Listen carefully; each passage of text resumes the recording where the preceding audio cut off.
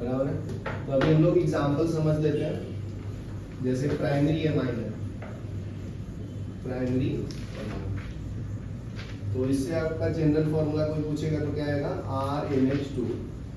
ठीक है, तो ये प्राइमरी एमाइन का फॉर्मूला है।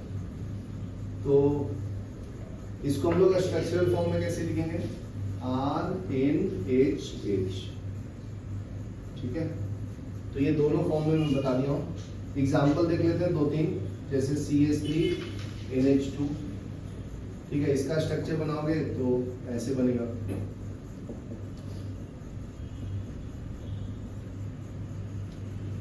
दूसरा एग्जाम्पल ले लेता हूँ C2H5NH2।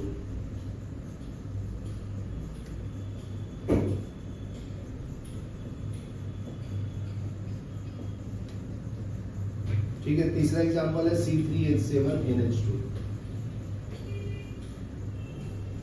1 2 3 समझा, बाकी क्या होगा, हाइड्रोजन। ये समझा ना।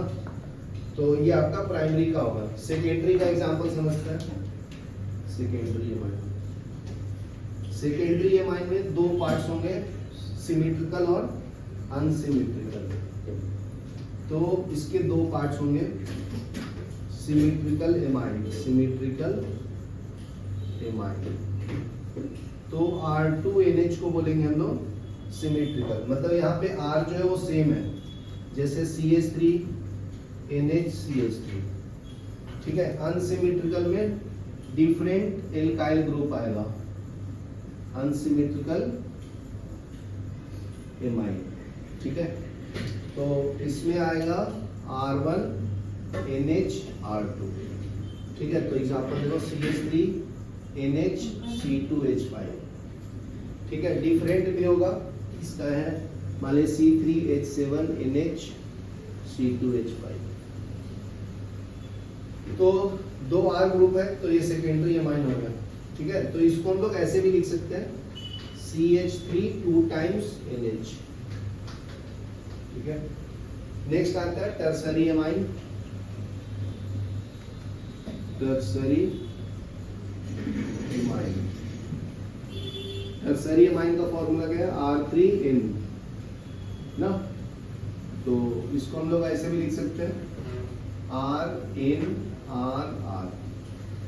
ठीक है, तो ये आपका टर्सरी एमाइन हो गया। एग्जांपल देखते हैं, सेम भी हो सकता है R CH3N C2H5 C3H7 C4H9 N C5H11 CH3 ले लो, C2H5 N C3H7 C4H9। ठीक है, तो ये सब टर्सरी का एग्जांपल।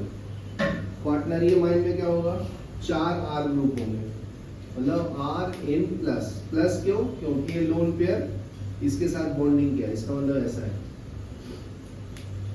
यहाँ पे जो लोन पेयर है, यहाँ पे R प्लस को ये डोनेट करता है, तो इसका लोन पेयर चला जाएगा तो इसमें प्लस साइन आएगा, जिसको हम लोग फॉर्मल चार्ज बोलते हैं, फॉर्मल चार्ज। ये बताऊंगा, फॉर्मल चार्ज केमिकल बॉन्डिंग में आता है।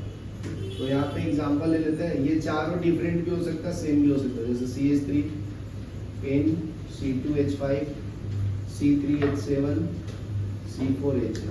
ठीक है, ये लिख लो, ये आपका है क्वाटरनरी, क्वाटरनरी। ठीक है, चलो यहाँ तक लिख लो, फिर आगे बढ़ो।